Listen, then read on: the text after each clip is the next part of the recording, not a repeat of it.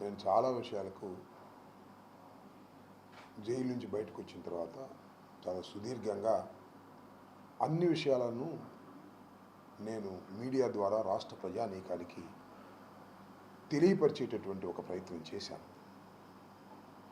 ప్రధానంగా ఈ సందర్భంగా నేను చెప్పదలుచుకున్నది ఏమిటంటే, ఈ రాష్ట్రంలో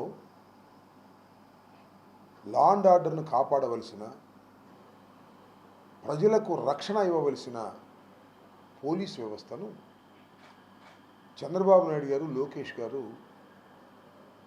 పొలిటికల్ వెండేటా, రాజకీయ కక్షలను తీర్చుకోవడం కోసం ఉపయోగించడం అనేది చాలా విచిత్రమైన విష పరిణామంగా నేను భావిస్తున్నాను. దానికి 31వ తారీఖున నా మీద జరిగిన దాడి,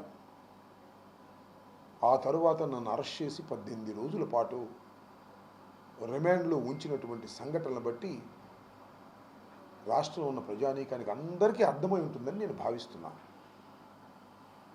నా ఇంటి మీద, నా ఆఫీస్ మీద రెండు ఎదురెదురుగానే ఉంటాయి. వాటి మీద దాడి చేశారు. దాడి అంటే ఏదో అలా వచ్చి దాడి చేసి పారిపోలేదు.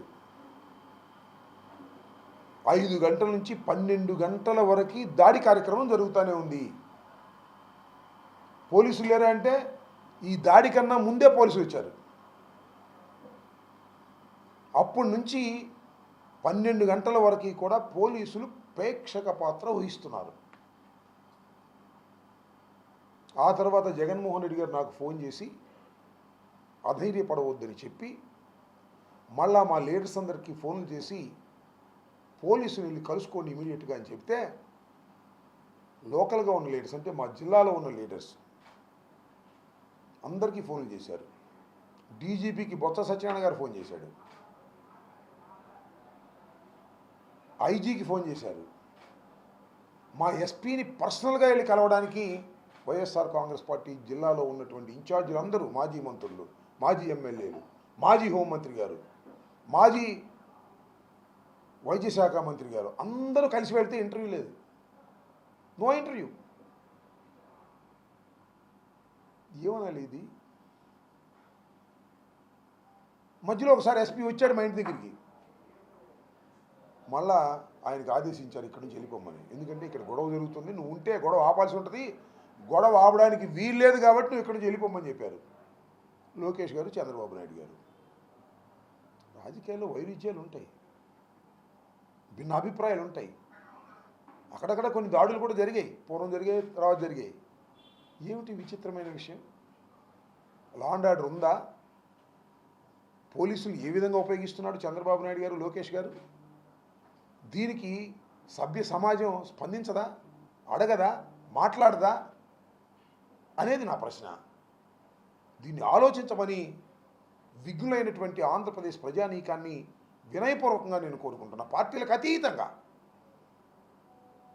నేను తప్పు చేస్తే, ఒకవేళ తప్పు చేశాను అనుకోండి, చట్టం ఉంది, కేసులు ఉన్నాయి, అది వదిలిపెట్టారా? ధ్వంసం చేశారు, తగలబెట్టడానికి ప్రయత్నం చేశారు, కార్లు ధ్వంసం చేశారు, కేసు పెట్టారు, లోపల పంపారు. What is this? ఏంటిది? ఇలాంటి దురదృష్టకరమైనటువంటి పరిస్థితులు రాష్ట్రంలో ఉండటం శ్రేయస్కరం కాదు అనేది నేను మాట్లాడటం కాదు. ఈ సమాజంలో శాంతి కోరుకునేవాళ్ళు, ఈ సమాజంలో పోలీస్ వ్యవస్థ ప్రజలకు రక్షణగా ఉండాలని కోరుకునేవారు, అభిప్రాయపడేవారు మాట్లాడాలి అనేది నా అభిప్రాయం. కొంతమంది మాట్లాడారు పాపం, ఈ మాటకు ఆ మాట. బీజేపీలో ఉన్నటువంటి విష్ణుకుమార్ రాజు దీన్ని ఖండించాడు. సిపిఐ నాయకులు నారాయణ గారు ఖండించారు. ఇంకా చాలామంది జనసేనలో ఉన్న వాళ్ళు కూడా ఖండించారు. అధినాయకుడు ఖండించలేదు, కానీ బహిరంగంగా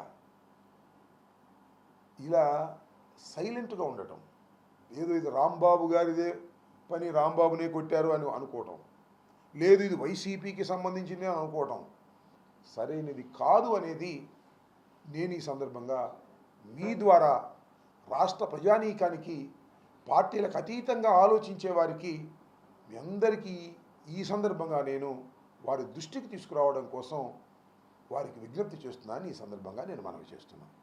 ఇంకేమైనా విషయాలు ఉంటే అడగండి, సమాధానం చెప్తాను. ఓకేనా?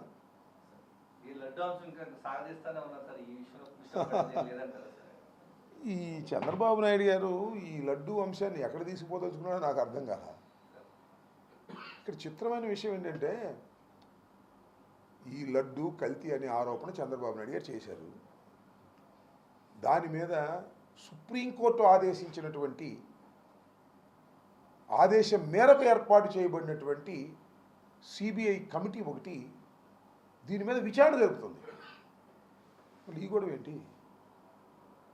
నా తగదు అదేగా.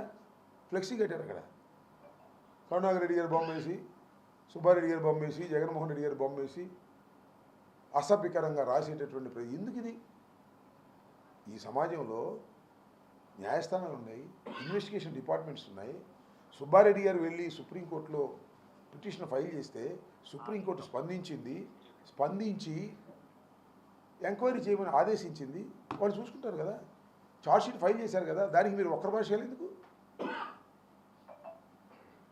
అంటే ఏదో ఒక విధంగా లడ్డూలో కల్తీ కలవకపోయినా కలిసినట్టే, అది కరుణాకర్ రెడ్డి గారు, సుబ్బారెడ్డి గారు, జగన్మోహన్ రెడ్డి గారు దగ్గరుండి కలిపినట్టే అనేదాన్ని ఏదో ఒక విధంగా ప్రజల మనసులో రుద్దాలనే ప్రయత్నం చేస్తే ఎందుకు రుద్దగలుగుతారు? వాస్తవాల్ని అవాస్తవాలుగా చిత్రీకరిస్తే మీరు సంతోషపడటం, మీ ఈనాడులో రాసుకోవటం, మీ ఆంధ్రజ్యోతిలో రాసుకోవటం తప్ప ప్రజలు ఎందుకు నమ్ముతారు? వాస్తవాలను ప్రజలు గమనించలేరా? అసలు లడ్డూ సమస్య తప్ప ఇంకే సమస్య లేదా రాష్ట్రంలో? అప్పన్న సుబ్బన్న అని ఒక ఆయన, జగన్మోహన్ రెడ్డి గారు పంది కొవ్వు కలిపాడంటే ఇంకొక ఆయన. ఏంది నాకు అర్థం కాలేదు. దురదృష్టకరంగా భగవంతుణ్ణి అడ్డం పెట్టుకొని రాజకీయం చేసే దుర్మార్గమైన ఆలోచన నారా చంద్రబాబు నాయుడు గారు ఆలోచిస్తారు. ఇంతకుముందు చాలామందిని చాలా అడ్డం పెట్టుకుని రాజకీయాలు చేశాడు. చివరికి సాక్షాత్తు కలియుగ దైవమైనటువంటి వెంకటేశ్వర స్వామిని అడ్డం పెట్టుకుని రాజకీయం చేయాలనుకున్నవాడు ఖచ్చితంగా వెంకటేశ్వర స్వామి గారి కోపాగ్నికి ఆహుతొక్క తప్పదు అనేది నేను అభిప్రాయపడుతున్నాను. హిట్ టీవీ యాప్, ఇందులో short news, live news, entertainment shows, movies, digital magazines తో పాటు మీ జిల్లా వార్తలను కూడా ఫ్రీగా చూడొచ్చు. ఇంకెందుకు ఆలస్యం?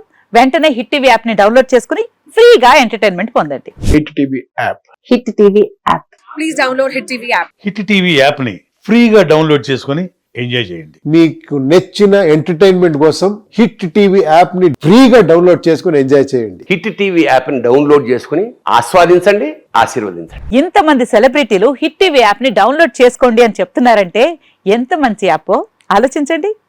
అమెరికా అమెరికా అమెరికా అమెరికాలో చదవాలనుకునే వాళ్ళకి విశ్వసనీయమైన పేరు మన శౌర్య కన్సల్టెన్సీ. UK లో 1 year masters, UK లో 1 year masters, 2 years work permit up to 5 years visa. Contact Saurya Consultancy. Contact 89851 89851.